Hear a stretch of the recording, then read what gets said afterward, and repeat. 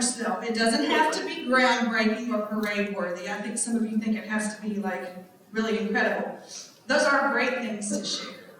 But the everyday mundane successes are also perfect. So share an honor visit, share a great collaboration, a new program, a positive change in your collection. You're already doing those things anyway, so tell us about them. The news section is a great reminder that you may be a rock or an island.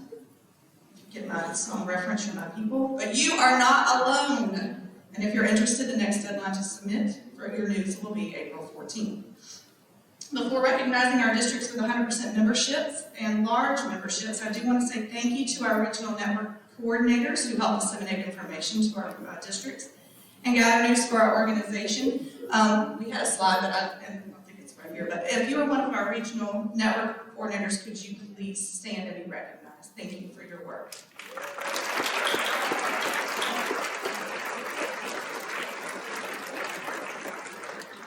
I do have certificates for the school districts that have 100% membership, professional memberships. So please come see me at the end of the session. We're not going to try to do all that, but I'll be somewhere over here. And if you don't come get your certificate, I'll leave it at the information booth. So when I call your district's name, stand up and let us know that you're here. With 100% membership, Chester County, there you go, Edgefield County, got in under the wire, Fairfield County, Florence District 3, Lawrence 55, there we go, oh my people, all right, Lawrence 56, and Spartanburg 6. Way to go, y'all. It's not an easy task. Now I would like to recognize districts with large SCASL memberships. All of these members aren't necessarily professional members. They may be honorary or student or associate memberships. I also have certificates for each of those districts as well. So when I call your district, please stand to be recognized. With 30 plus members, Lexington 1, Richland 1, with 40 plus members, Berkeley County. This is going to look probably kind of sad. Greenville County. Bless their spring break cards. I don't blame them. The retirees section also has over 40 members as well. Where are our retirees? Still loving SCASL. With 50 plus members, Aiken County. With 60 plus members, Charleston County. It looks like they're on. Thank you for making it a priority to belong to your professional organization and for allowing SCASL to work with you and for you. I hope you all have a great rest of your conference. Don't forget to come get your certificates. They're signed by Tamara, so they'll be eventually worth some money. Michelle has done an awesome job. This is her first year in regional network directing. You would never know because she's just picked up and done a wonderful job. All right, there's a couple other people we would like to recognize. So if you are a library supervisor, professor, or school or district administrator, if you will stand and let us clap for you, because I know it is very hard to work those things in your state.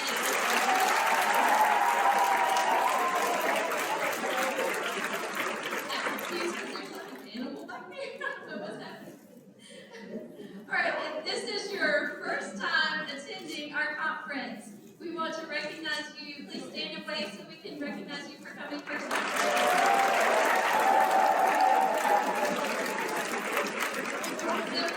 We hope you will come back again and again. If you are a nationally board certified teacher, please stand and be recognized for that achievement. Alright, look around at these faces. If you're thinking about it, we will help you. It's a great grade. We will help you. I also want to take a moment to recognize all of those who have been selected as their Teacher of the Year for their school or district, whether you're currently serving or just found out maybe that you're Teacher of the Year. Please stand and let us acknowledge your accomplishments.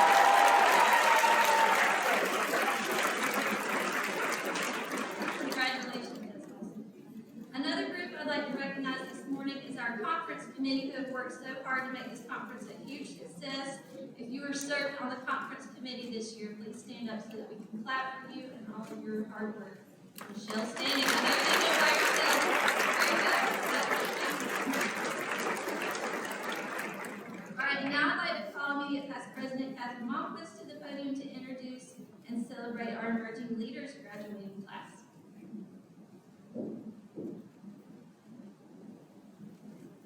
Good morning. I am going to call the names of our emerging leaders, and I'm going to ask that they come up. If you will hold your applause to the end, and then I will step down and give them their certificates, and we will move on with our program. These librarians, Anna Baker, Jennifer Beaver, Cassandra Owens-Moore, Michelle Phillip, and Caroline Sanders.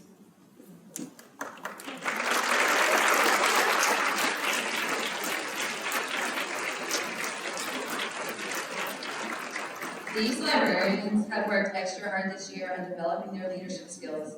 We look forward to seeing even more from them soon, and perhaps hearing their names called as a future SCASL board member. And some of them have already presented, and they will be presenting. We look for their names. Thank you.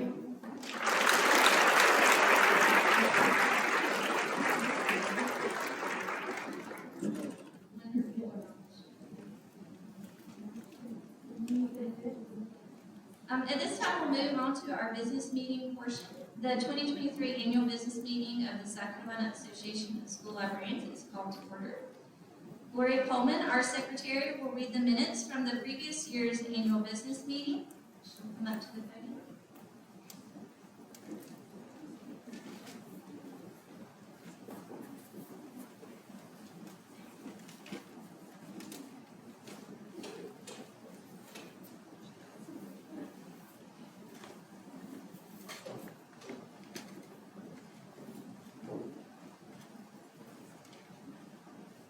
Good morning.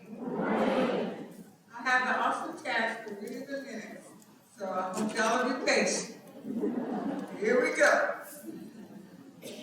The meeting was called to order by President Catherine Monquist at 10:45 a.m.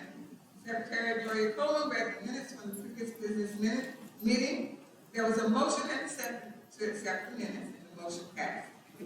Our treasurer, Pamela Harris, presented the budget stating that as of March the 8th, we have $122,000. There was motion and second to accept the treasurer's report as presented. The motion passed. Our elections chair, Heather Lloyd, presented the slate of officers. President-elect, Sheriff Spires, Treasurer, Tiffany Anderson, members at large, Tanya King, Judy Nolan, and Sakari Smith. Please forgive me if I mispronounce that name. There was motion and second to accept the slate of officers. There was a unanimous acceptance of the slate of officers. Amanda Cox presented our bylaws. There were four motions for bylaws changes. Motion number 1. The Budget Committee is listed as a standing committee in Article 8, Committees, Section and Regional Network, Section 1, but it is not listed as a standing committee in Article 6, Section 3, Standing Committees. The proposed motion, add the budget committees to page 4, Article 6, Section 3 of the bylaws. The motion passed. Motion number 2 is for page 4, Article 6, Section 3. A special committee was created by the President, Catherine Monquist, called Diversity, Equity, and Inclusion. In order to become a standing committee, the membership must vote to add it to the bylaws. Proposed motion. Add the Diversity, Equity, and Inclusion Committee to page 4, Article 6, Section 3 of the bylaws. Motion passed. Motion number 3 is for page 5, Article 8, Section 1. Currently, the auditing committee is listed on page 5 under Article 8, Section 1, Standing Committee items. However, the auditing committee is not a standing committee. Rather, it is a permanent special committee. The motion is to move Article 8, Section 1C to Article 8, Section 4, Special Committees. Current wording of that is All special committees should be appointed by the president with majority approval of the executive committee for a term of 1 year. The members of all appointed committees shall be active The members of all appointed committees shall be active members of the association. Chairpersons of special committees may be required to attend board of directors meetings, but will not be voting members of the board of directors.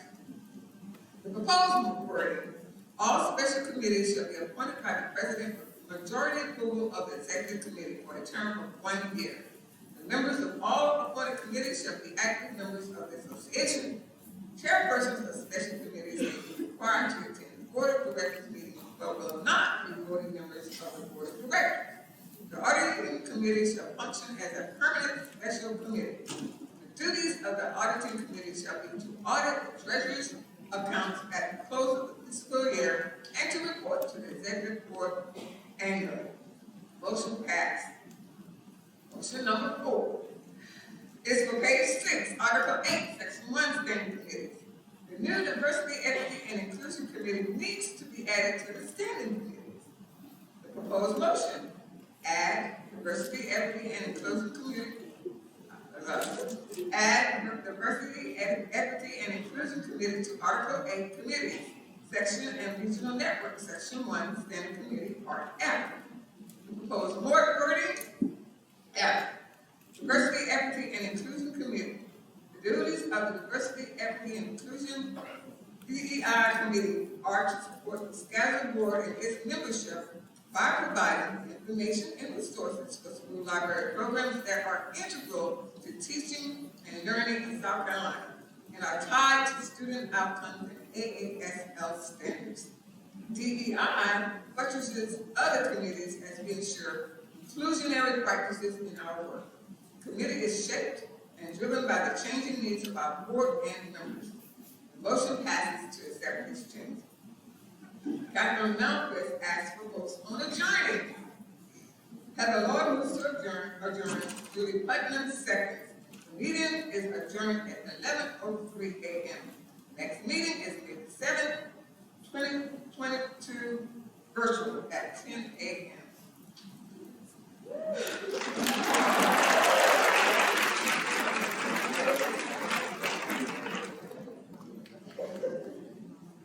Are there any corrections or changes to the minutes? She wants to repeat all of it. Do I hear a motion that we accept the minutes as presented? Okay, Julie. Do I hear a second? Okay. All right, all those in favor say aye. Aye. All those opposed, nay. The motion passes. And this is Gloria's last big thing that she has to do in this one. She's rotating off.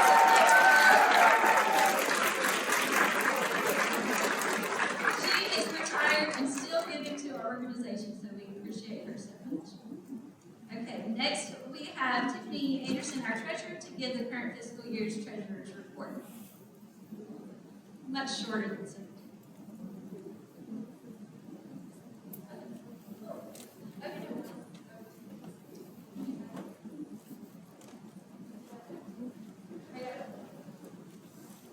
Last night I had this fear that it would not play my slides or like pull up my slides, and that really happened. So I downloaded it. So this was my download version before you put the numbers in. That's right. Yes, I did it before she had a chance to. Now let's see. Morning. Well, we took the numbers yesterday morning before I started writing checks. So we got, as of yesterday morning, we had a checking $125,357.98 checking, and then in our savings we had $32,009.23 for a combined total of $157,367.21.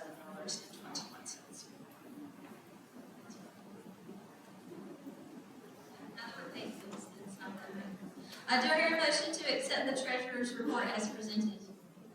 Julie? Do I hear a second? Is there any discussion? All those in favor of accepting the treasurer's report as presented say aye. Aye. All those opposed say nay. Motion passes. Catherine Malmquist, our elections chair, will read the slate of officers for the next fiscal year.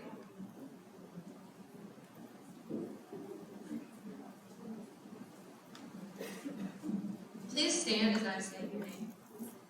For President-elect, we have Jamie Gregory. For Secretary, we have Melanie Starks. And then our 3 members at large are Angela Durham, Beth Kelly, and Dr. Charlene Zimmer. Do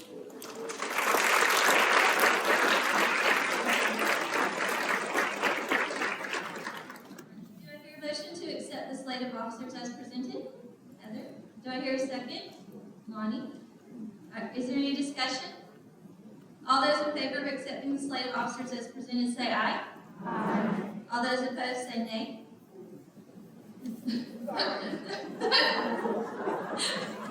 She's like, we're playing Simon Says.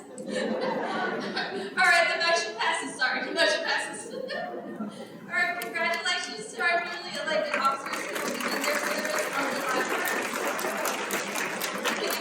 1st. Can't turn back now, it's official. All right. On behalf of our bylaws chair, Dr. Amanda Cox, Catherine Malmquist will review the bylaws changes requested by the board. And I want to apologize, there are 8, but we're going to vote fast, and we're going to be good.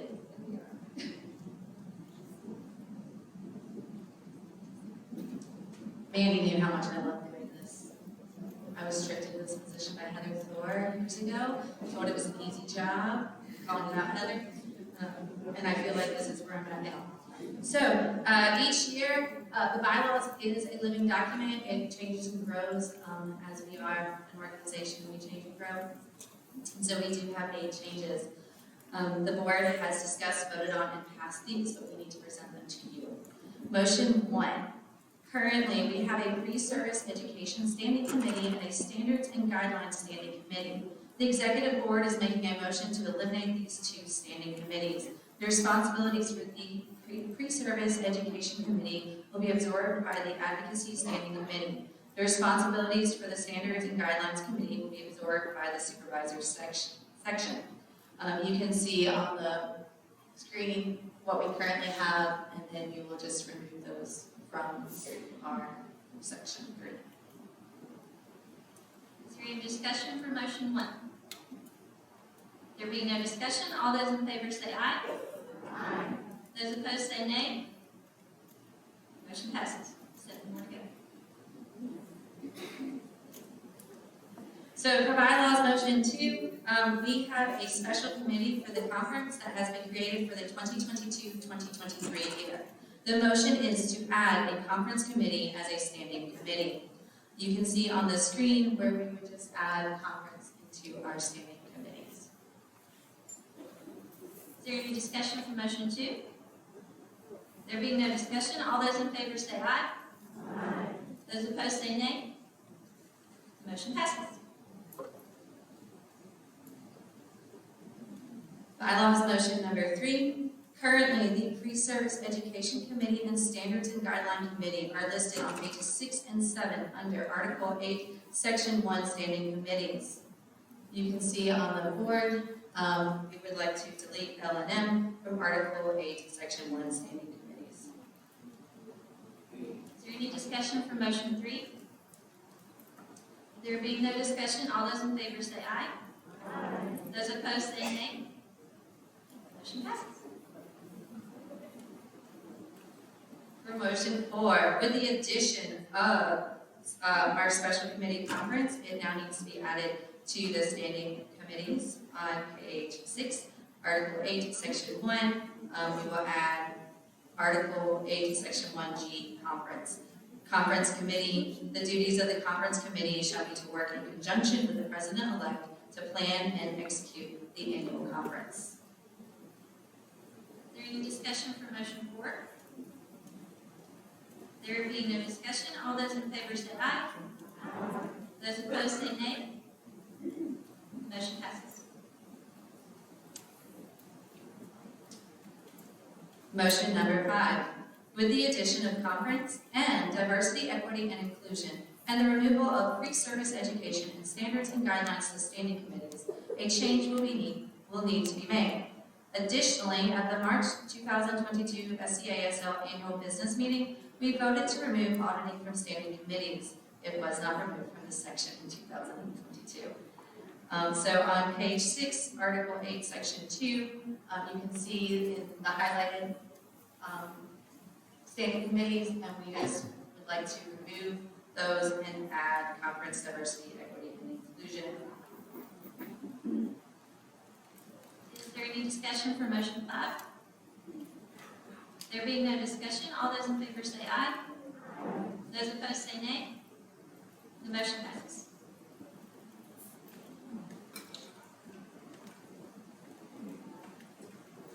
Motion number 6, the regional network is listed on page 4 of Article 6, Section 6, but it has no description. The motion is to add a description. So on page 4, Article 6, Section 6, regional network, the proposed wording is, regional network shall serve as a communications channel between the executive board and membership. Is there any discussion for motion 6? There being no discussion, all those in favor say aye.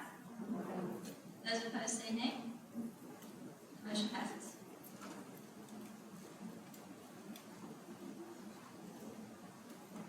Motion number 7. The executive board felt that membership dues needed to run a calendar year from the date paid.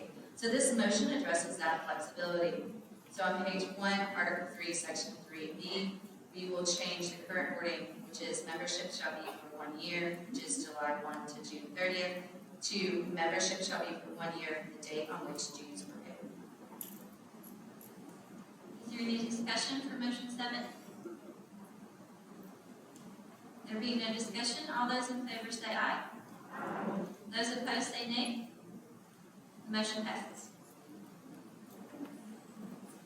And finally, number 8. With a change in when dues are paid, a change must also be made concerning delinquent membership. So on page 2, Article 3, Section 3D, the current wording, members whose dues become delinquent shall be notified in writing by July 15th. They shall be dropped from membership and lose the right to hold office and serve on any committee of the association by July 31st. The proposed wording, members whose dues become delinquent shall be notified in writing 15 days past the date of renewal. They shall be dropped from membership and lose the right to hold office and serve on any committee of the association 31 days, 1 month past the date of renewal. Is there any discussion for motion 8? There being no discussion, all those in favor say aye. Last one. Aye. Those opposed say nay. Motion passes. This is all the exciting things you get to do when you're on. Okay. There being no other business of the annual SCASL business meeting, do I hear a motion to adjourn? Do I hear a second? All right. All those in favor say aye. Aye. Those opposed say nay. The motion passes. All right. I got to be like a judge. All right. At this time, we're going to move on to our keynote speaker portion of this morning. Jennifer Sturge is here with us. I'm very excited to have her here. Those of us that participated in the book study this year, she wrote one of the chapters for the Core Values book that we read. So we're excited to have her here with us today. Jennifer Sturge is employed by the Calvert County Public Schools as the specialist for school libraries and digital learning. She has an undergraduate degree in education from Clarion University, a master's in school library and instructional technology from Mansfield University, and a doctorate from Point Park University. She's been an educator for 29 years and a proponent of both school and public libraries since she won the Calvert Library Bookmark Creation Contest at the age of 7. Yes. Jennifer is a Lilliard Fellow and the Maryland Technology Leader of the Year for 2019 and Library Journal Mover and Shaker for 2021. She has served as the president of the Maryland Association of School Librarians and the chair of the supervisor section of the American Association of School Librarians. Additionally, Jennifer served as a member guide to the 2021-2022 class of the American Library Association Emerging Leaders, and she's on the editorial board of the journal Knowledge Quest and has written numerous articles and authored multiple chapters in the school library trainings.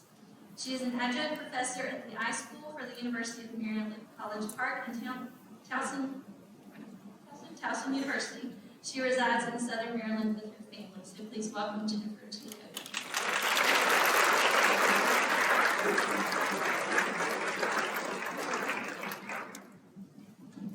Right, I was in here at 9:15 trying to get my laptop hooked up because I use a Mac. I'm one of those people. And I had AP come up twice, so we are going to cross our fingers. It all goes well. Good morning, by the way.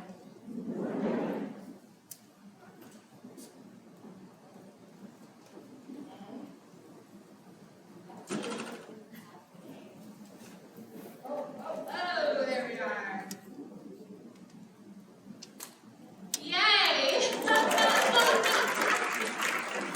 That wasn't figure short. That was like I woke up at 3 o'clock in the morning, like sweating. Like, what if my laptop doesn't connect? So, good morning, everyone. I'm here today to talk about relationships and how we build them in our challenging times. So, I am Jen Sturge, and that introduction made me sound far more fabulous than I actually am, because in real life I'm sort of a hot mess. Everywhere I go, there's things scattered behind me, and I'm a great global thinker, but not real good on the nitty-gritty details. So, we're going to hope that this all goes really well. So just to give you that 30-second bio of why I'm up here, I do coordinate school libraries by day, and I also have my own library at our December Public Day School. It's a special education center, so I have 3 to 5 kids in each class, and it's wonderful. I love it. And then by night, I switch hats and I teach graduate classes. I am so pleased that SCASL did a book study on core values and invited me to come talk today. So without further ado, let's get started. We're going to start the presentation by taking a little trip down memory lane.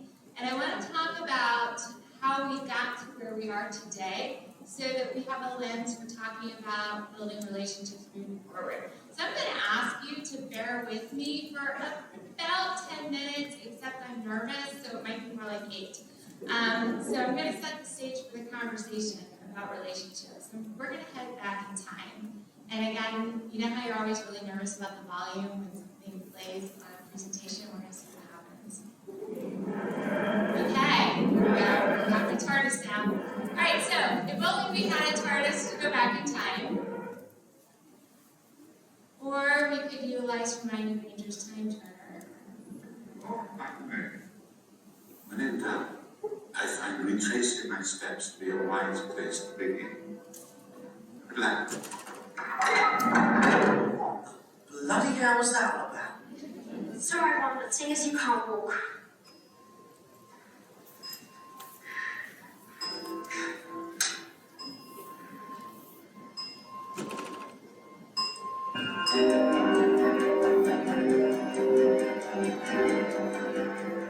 I know I could have flipped that a little bit earlier, but I love Ron's line, and I love it when she slaps Harry's hand away, so I just had to leave it in there. But we don't have a TARDIS, we don't have a time turner, so we're going to have to use our imaginations, and we're going to go back in time to, ready for it? March 2020. Yeah, you guessed it.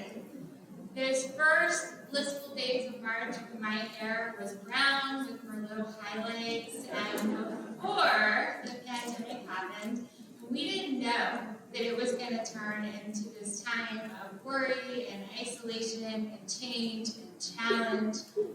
But we rose to that occasion.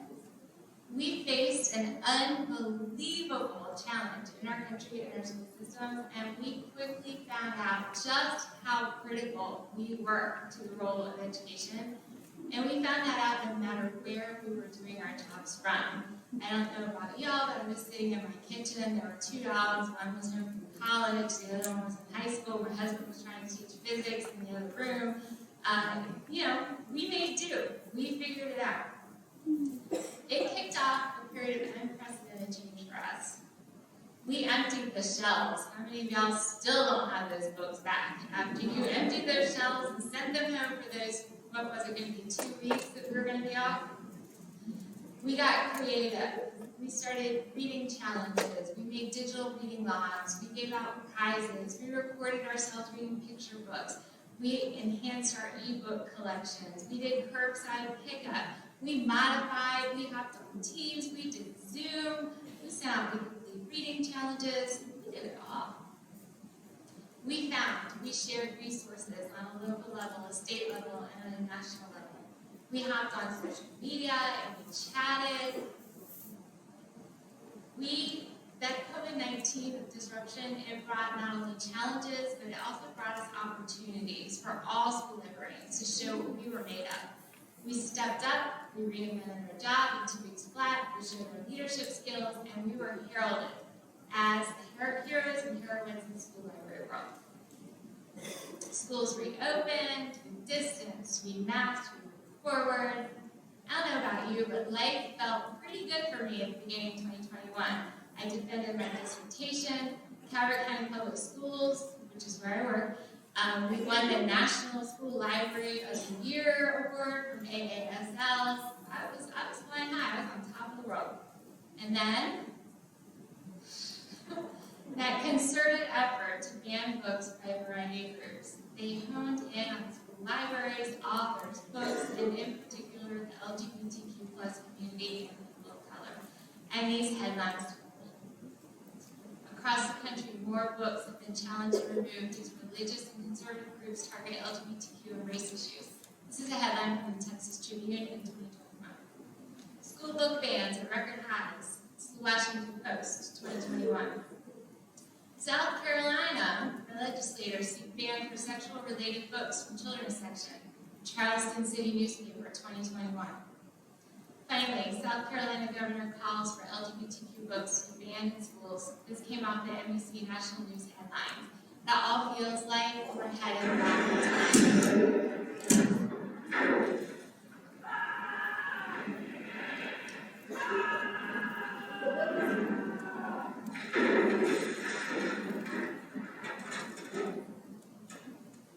Kind of all exploding. It's like we're Michael J. Fox, and we're headed back to the era of McCarthyism and book burning, with individuals and groups calling for stories to be erased and removed. It's not new. What's happening now is not new. It happened to Mark Twain. It happened to Harriet Beecher Stowe. It happened to Judy Blume. Who's excited for those books from college? Their books were banned, and when a book is banned, it's no longer available to groups or geographical regions. It's one of the most extreme forms of censorship because it ensures that no one has access to any part of the material. And in 2021, the book bans really ramped up, and it started to include books like Gender Queer, All Boys Aren't Blue, The Hate You Give, Out of Darkness, Me, Earl, and the Dying Girl, just to name a few. Just as 2020 was challenging with the pandemic, 2021 became the start of a more challenging landscape for book banning attempts. And then 2022 came along until 2021. Hold my beer.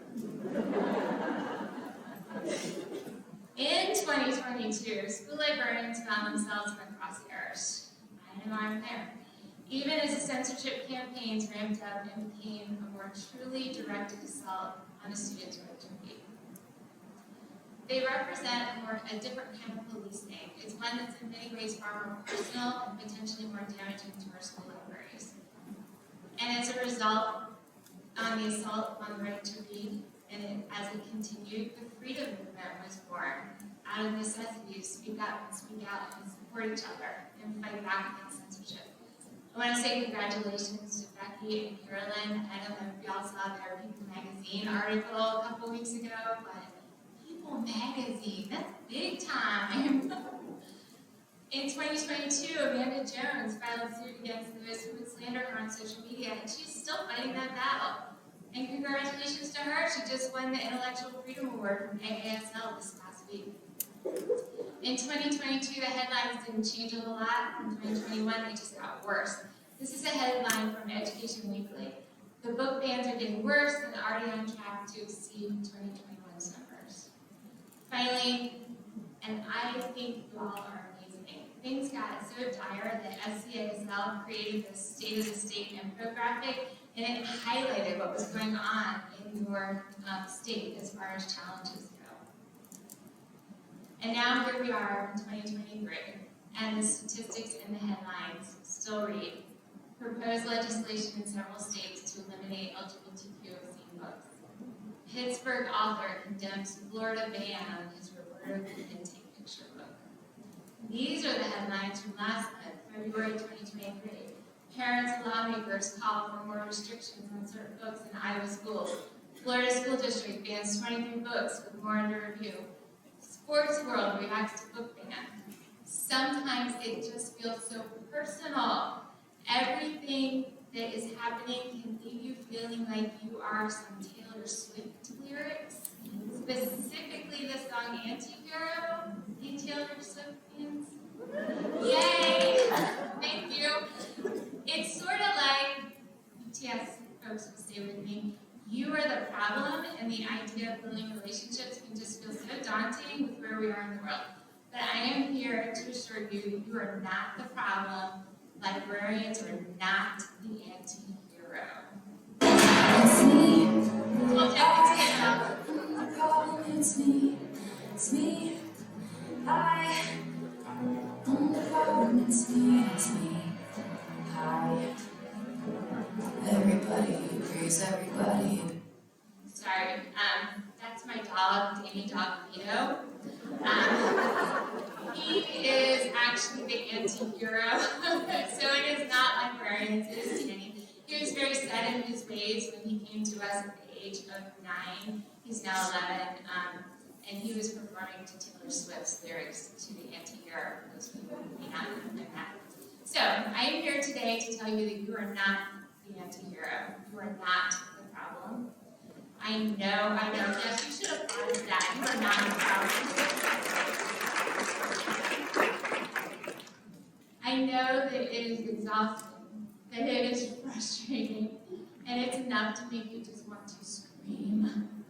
And in today's library climate, you can go through a full range of emotions in a day, in an hour, and even in 15 minutes.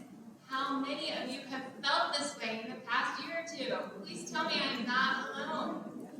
All right. Unfortunately, I don't think any one of us sees the challenges to our profession going away anytime soon. But I do think they will eventually go away. We were talking about this a month ago, right? Yeah, and it will probably go away either through legislation or just because people get tired and stuff. But I have set the stage. I have taken you down memory lane. We started in 2020, we ended up in 2023, and now we have where we're going to go, with how we're going to build relationships, with where we are today, and how we're going to get through that and get to tomorrow. So we have to ask ourselves a question. How do we build relationships in our current climate? We remember what Robin Williams says. No matter what people tell you, words and ideas can change the world. We do what we do best as school librarians. We rally the troops. In the slides and the time that I have left, we're going to think about what we can use to build the best relationships so we can protect our students' right to read, right to learn, right to explore, and right to be themselves. I'm going to share some concrete ways we can build relationships through our programs and some thoughts from school librarians who were kind enough to chime in when I asked them. So we're going to all cross our fingers and hope that this next slide works. Hi, my name is Marianne Fitzgerald, and I'm a school librarian at Smart Park High School. Why do I love my job of being a school librarian? Well, first off, I love helping other people and being surrounded by my all-time favorite thing, books. But other than that, I love the fact that when it comes to research, I am like a dog with a bone. And so anytime a staff member or a student needs me to help them find something, I'm in my element. I also love my job because of that moment when you actually connect a student with a book that they love, and then they come back and they want more. I love my job because of days like today, where I feel honored when a student comes up and says, Mrs. Fitzgerald, can I share my art Instagram account? And I am literally blown away by how fantastic his art is and how talented he is. All right, thanks, Marianne. So as we talk about relationships moving forward for this presentation, I want you to remember all the positive things that she talked about when she shared about how she loves her job. And so remembering those positives, even the little things, they're so important. We're going to start with a couple of thoughts about accessibility. And I know you're like, what does accessibility have to do with building relationships? Well, I'm here to tell you it's everything. Accessibility has absolutely everything to do with building relationships. Unless we meet our community where they are and what they need, we can't even start to form a relationship. That's why my collaborator on the chapter in core values, Stacey Allen, she's also my office mate. She's our accessibility specialist. And what she does is she helps me to ensure that our school libraries are accessible. When I speak about accessibility, I'm talking about your physical space in your library and your physical collection and your digital resources. And beyond that, building a relationship to ensure that students have digital materials that allow them to use text-to-speech, choose an audiobook option if they want it or they prefer it, and that they have accessible videos and images in their lessons, in your lessons on our website. So showing that you value all students through a commitment to accessibility is priceless. It allows our students to build that relationship with the school library, no matter where their entry point. Consider creating core language boards for students who may be nonverbal, too shy to speak to you, or learners of English as a second language. Core boards have exactly what they sound like, core vocabulary. Students can point for help, they can share, they can get assistance with finding the book. That type of accessibility allows our learners who need more support to build a strong relationship with the school librarian, the library, and books. And it shows that everyone belongs in our school libraries, because they do. We can advocate. I know this sort of seems like a no-brainer, but it's important. Advocacy can take many shapes and forms. It can be sending a blurb home in your school's weekly newsletter about what's happening in the library. It can be taking time to schedule a once-a-month meeting with your administration to share successes. It can be writing and publishing an article in Knowledge Quest. It can be writing a letter in support of your fellow school librarians when they need your help. It can be voting. There's no one way to advocate, but what matters is that you do it. SCASL, and I know you guys say SCASL, that's you say that? You do say it? Okay. Y'all have some amazing resources. When I was researching for this presentation, I happened upon your talking points that were put together, and they're fabulous. It's a great way to have a conversation with somebody who maybe is on the fence about how they feel about school libraries. And I would not be beyond sticking them in your purse or your pocket and like having them to whip them out when you need them, because I forget what I want to say sometimes when I'm in a high pressure situation, so having these would be fabulous. I love that they address the expertise that you all have in the room. They address the needs of the students, and they follow and they talk about policy and procedure. Because when we talk about policy and procedure, we're talking about professionalism and we're talking about facts. And that's what matters. And that's what's going to make the difference when you're building these relationships. The most important, or the single most important ingredient in the formula of success is knowing how to get along with people. I'm not always good at that, but I try. One of the best things about being a librarian is working with staff on projects, especially project-based learning. So right now the library is full of projects from Frederick Douglass Night, and partnering with families and teachers and students to do that created a lot of excitement. Another way we do that is through our state award-winning books, our Black Eyed Susans. We have Black Eyed Susan Week, we coordinate with the PTA. And I think the bottom line is just making sure that community members have a role within your library. Their ideas, their support, their excitement really changes everything for your whole community. Thanks, Melanie. That's Dr. Melanie Sanchez, and she's spent a lot of time building coalition of community community members and parents to be part of her library program. So my words to you, build a coalition. You're probably not surprised to hear that our district has also been under attack by some very loud groups of individuals. They come to every board meeting, they read aloud from little segments of books, they go on social media, they published all of our email addresses and our phone numbers to our offices, they do all kinds of lovely things.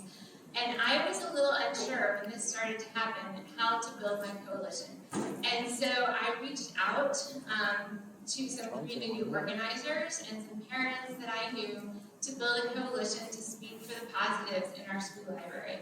And they have become a voice at board meetings, they've written letters, they have gone in and spoken about the relationship that they have with their child's librarian, and they really have become that positive coalition, that relationship that we had to build. On the day that our new Board of Education was seated, all of the library directors from across the state of Maryland sent letters to the Board of Education talking about the professionalism of our school librarians in our district, and they became a part of our coalition. So if you can build those positive school library supporters, just as Melanie mentioned in the last slide, and get those parent members to be part of that coalition. They're the ones who volunteer at the book fair, the ones who come in to shelf books. They might not be the loudest, but they are our steady supporters. Look at this headline. Building a coalition resulted in a book ban not happening. The community stood together and the relationships worked. I think sometimes we don't know where to start, but we can help people get started to be part of our coalition. For me, another thing I did is I reached out to a teacher that was active in local politics, and I used my personal email account for this. I emailed a few folks that she recommended that I reach out to, and after a few phone calls, I handed over the reins to them.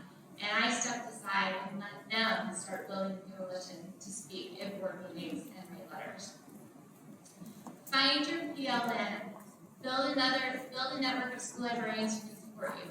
Whether you're using Twitter, TikTok, Facebook, Instagram, ALA Connect, Mastodon, Hive, or some other social network, having a group of folks who are like-minded and you can reach out to is important. I know for me that just seeing others doing the work to build relationships is helpful to my own relationship building. You're not alone. You've got this whole room of people with you. Having those relationships can make a huge difference. It's like having a giant family who listens to your problems and shares solutions and ideas and a shoulder to lean on. As part of your PLN, join ALA Connect. I know I hear mixed reviews, but even if you don't go on it often, you can get an email right to your inbox that highlights and helps you to connect with other people facing similar issues. Partner. Build a partnership with the public library.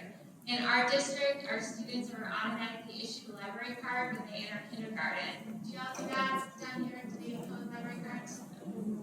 Some places, yeah. What it does is it allows our students to check out print and digital materials with no fines or overdues.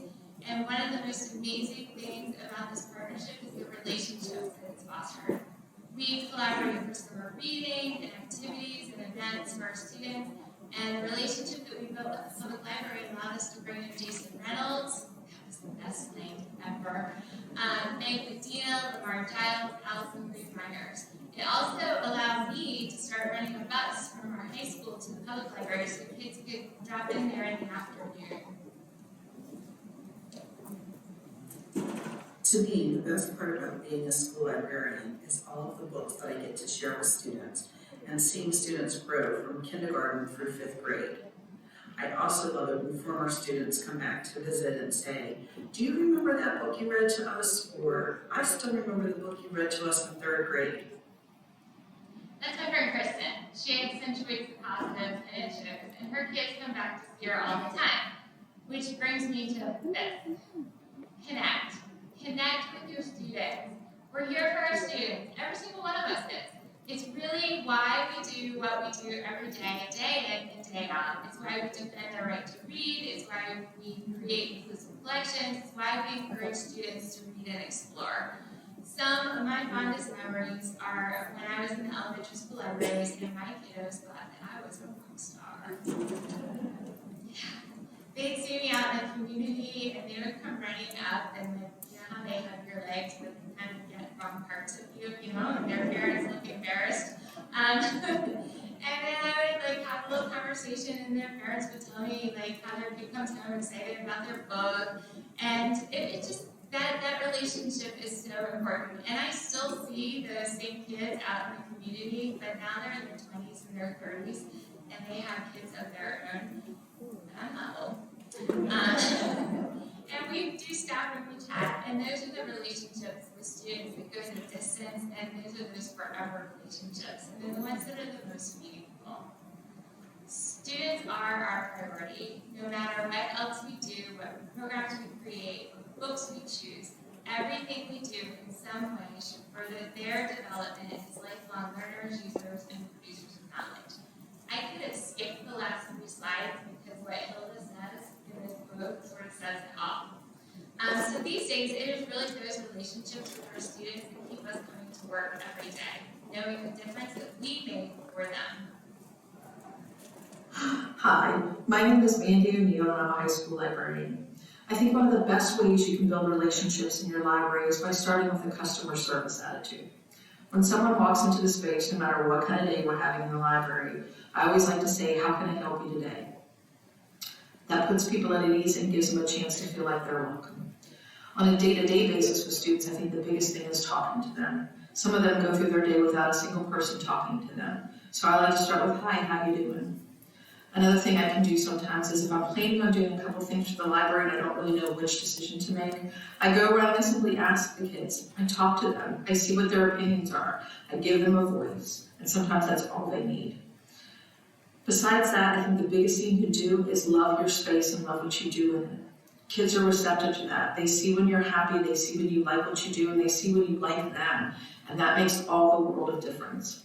Make it a space where you want to be, make it a space where they want to be, and everyone will feel happy and welcome. And even on those tough days when you're thinking, oh my gosh, is it time to go home yet? It'll still be a little bit easier, and you'll know you've made some kid feel welcome, feel safe, and feel seen. Have a great day. Great. Did anybody else get tears? I know. That might be my favorite video that I captured yet. Mandy is an amazing librarian, and you can see she really cares about the relationships that she builds with her students. It's just absolutely fabulous. So, build those relationships with your students. It's going to mean all the world to them. It's going to mean all the world to you. So my next slide leads us into build a solid collection development plan. And when we have our plans in writing, we follow those collection development plans. Justifying our purchases is easy. When we have a plan that includes reading on the regular, that's even better. And you're going, why am I mentioning collection development when I'm supposed to be talking about relationships? Well, I did mention at the beginning of this, I'm all over the place, but there is a tie-in to building relationships, and I'm going to get to that by going to the next slide. As school librarians, one of our most important roles is to provide access to a diverse range of information and ideas. And that includes curating our collections to reflect the needs and interests of all the members of our community. And that we provide a safe and welcoming space where people can explore and learn and build a relationship with reading. And we can't do that without a great collection development plan. When I think about collection development, I think about the Shared Foundation Curate. Last year, I had the honor of being a member guide to a class of emerging leaders. Their task was to create a guide for the Curate Shared Foundation. And we met every Tuesday, really every Tuesday, from January till June. When AASL contacted me, they said that was just a little commitment. Every Tuesday. And we created and built this guide. And you can find it on the AASL webpage. And what does that have to do with building relationships with students? Well, many of the activities that are built into this guide actively pursue student insight, student decision, and include student voice in what we have on our shelves. So by working to build that relationship with our students, they understand that their voice matters. So if you get a chance, take a look at the Curate Guide one day. It's got fantastic ideas for building relationships through the curate and collection development lens. For my doctoral dissertation, I researched collection development as it pertained to LGBTQ books and resources. And in my background research and my literature review, I found a lot of interesting information, not only about collection development, but about how our LGBTQ students feel as well. And for one, having books that represent students who identify as LGBTQ+ is incredibly important in our libraries. Students value being seen and heard. And when you see numbers like 26% of students feel safe in their school classroom and 5% say that all of their teachers are supportive, it's eye-opening. And the library is a place where 100% of students should feel welcome and welcome in our collections. And there are so many resources out there to support you in being an ally in collection development, and it goes beyond collection development, but that is an entirely different presentation. So if you're interested, just send me an email and I can send you all kinds of stuff. I hope, whoops, I have to actually play this slide, sorry. Hello, this is Lauren Lynn, school librarian at Huntingtown Elementary. I built relationships with my staff members by sending emails with resources. I also create a library newsletter for staff that keeps them updated on all of our library events and happenings. And I also have a For Teachers tab on my school library webpage, which gives teachers quick access to resources, and it also provides instructional videos. So Lauren was a little camera shy, but she's amazing. So I was like, please record your voice for my slide. So she shared some ways to build relationships that don't take a ton of time. Because I know if you're like me and you were in elementary, you didn't have time to see teachers all the time. So she does it virtually, and it really works out very well. Collaborate. Women collaborate with teachers who are creating those lasting relationships that show the value of the library. Teachers are busy. And when we can work with them to make their lives a little bit better and a little easier, we are creating relationships that show the importance of what we do and how we do it. Come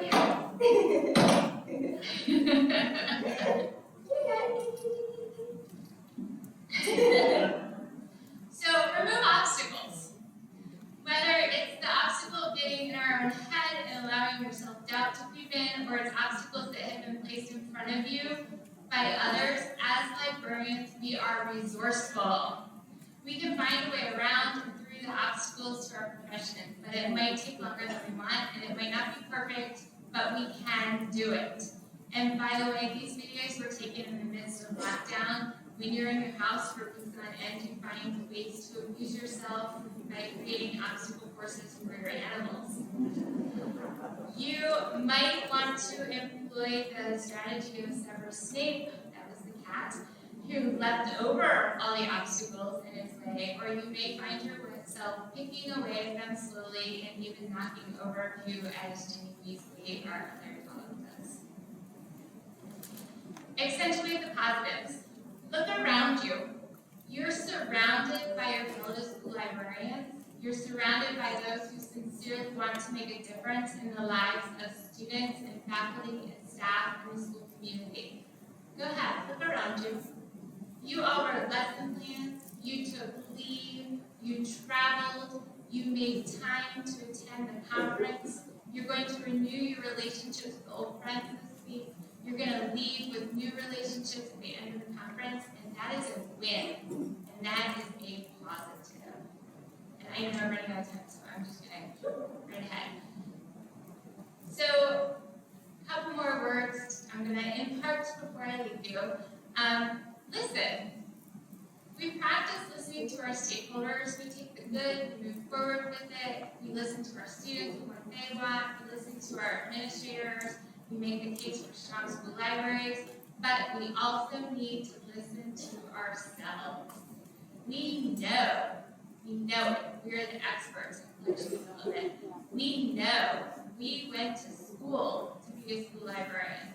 We know we have the expertise that we need. what I don't do well, and what I venture to guess, maybe there's a couple of you in the room, is I don't always listen to my inner voice that tells me that I know, but I know that I am capable and I have a deep understanding of what I do every day. And I need to listen to that inner voice and not allow voices from the outside. So let's build a positive relationship with ourselves by listening to the positive voice that we all have it within, even if it might be down here, but bring it out, bring it to the surface. Be present in the moment.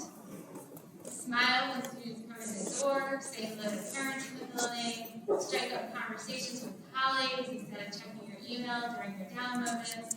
When we show that we're present, we're more easily and more willing to build the relationships that matter. Be present in the here and in the now. The emails on your phone will wait till you're back in the building. Be present in your sessions this week. Soak it all in. Everything you learn this week will help you build relationships back in your district. I was going to tell you about my Peloton, but I'm running out of time, so I'm just going to skip that. Y'all probably don't want to hear about it anyway.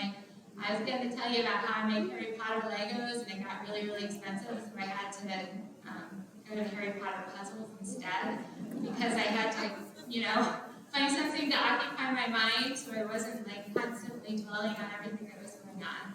So protect your peace. I know that I have fallen apart many times in the last 3 years. I have cried. I have screamed. My poor husband has had to listen to me rant and rave way more than he would ever like to do. And it felt awful that after spending 5 years doing the hard work of building relationships, building collections, that people were actively coming in and trying to tear it apart. But don't let that be a thing. Fight the good fight, fight hard, but protect your peace by leaving it at the door when you come home at night, because it'll be there waiting for you the next day. Don't let it take up all of your time, and remember, you are not the anti-hero. It is not personal, so protect your peace. And finally, persistence and resilience only come from having been given the chance to work through difficult problems. And if there was ever a moment, this is our difficult problem time now. So find hope. And if we're being honest here, with those trying to dismantle our collections and harm our profession, building those relationships may never happen. But they might happen over time if you have a great relationship with your collection development plan, you find a fabulous PLN, you speak your truth, and you protect your peace. And the only thing that will tell us for sure is time. So keep the hope alive. Honestly, leave your conference as hopeful as our dog Jimmy Weasley is that my husband is going to share a bite of his dinner with her. Y'all think he does? Yes. I mean, who could resist that face? So I'm going to leave you with this from fabulous librarian Casey Grenier. My strength and the strength of our positions as school librarians is building relationships. Don't forget it and take it with you. Thank you so much for allowing me to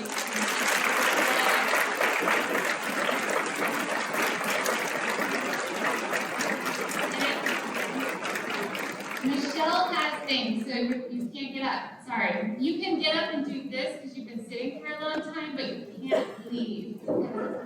There's prizes. Prizes.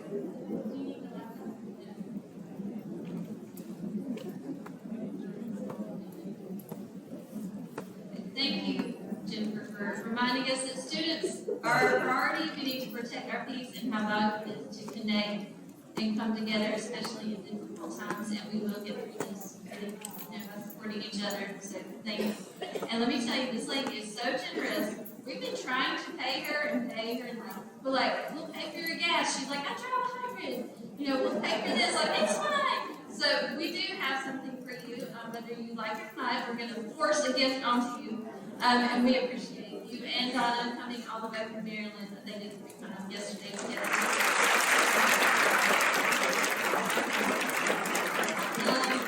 Before I turn it over to Michelle for conference announcements, we want to recognize Georgetown. they were left off the 100% membership. So Georgetown, where are you?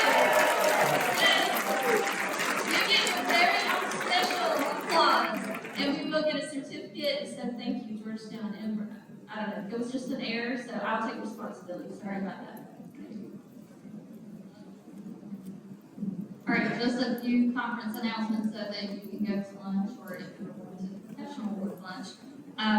First, there are evaluation links in the GLAD app on their feedback, so you can do the overall conference evaluation, and then there is a separate evaluation for renewal certificates. There's also a QR code down in your conference bag so that you can use that. We'll be posting it to SCASL website so that you can, through the listserv and social media, so that you have access to that. If you have any problems, Catherine Fraley is our IT chair. I'm going to pass that on to her, so that she will be able to help you with any kind of evaluation certificates or anything that you need with that. Book award banners need to be picked up by Friday morning after the last concurrent session, so make sure that you are picking those up. The Book Awards Committee is meeting in here after general session so that you can get your consideration copies. So those of you that are on those committees, please stay in here. A couple of changes. Phoebe Austin will be in the signing on Friday from 11 to 12. Natalie Lloyd is not going to be here. She had an accident over the weekend and is not going to be able to move from place to place as much. She didn't say exactly what, but she hated that she could not come, and Jamie, she wants you to contact her for next year. The GLIDA app, I realize that people are having issues. If you have anything that I can help you with, send me that information. If you click on the session, then you can also see the location. I know that I have heard a lot about wanting printed copies of that. I know that Jamie, I'm passing that on to you too. There are a lot of you, so it does require a lot to print. That's the only thing that we have. Anything else?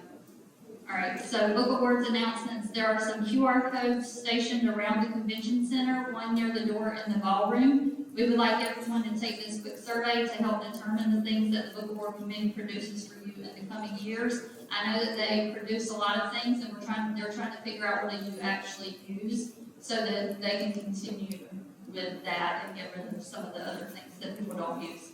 They are in need of 2 to 3 more school librarians to serve on the junior and young adult committees. If you are interested, please fill out the application on the SCASL website. Those eligible are middle and high school librarians or those with personal children of that age. All committee members serving on the Book Awards Committee in the upcoming year, please stay after the session for a quick meeting. I want to thank all of you for coming to the conference. I appreciate it. My conference committee, who thinks that they probably did not do as much as maybe I'm not very good at delegating. My husband, who is in the back, thank you for coming and reporting. So over the last year, he said, you're not going to do this again. All right. I can't guarantee that, so he is reporting. Thanks, babe, I love you. That's on recording, so later when I'm telling you what to do, you can go back and watch that. All right, so those of you that are going to the professional awards lunch, give us just a few minutes to kind of get it set up. Concurrent sessions start back at 2. There may have been a misprint in all of the places that have had to change. So concurrent sessions this afternoon are 2 to 2:45, 3 to 3:45, and then 4 to 4:45. Author signings 4:30 to 6 in the exhibit hall. So thank y'all. Enjoy the rest of your day. Okay, prizes. If you have a ticket underneath your chair, then you are winning a door prize. But then I'm also pulling 15 vendor passports.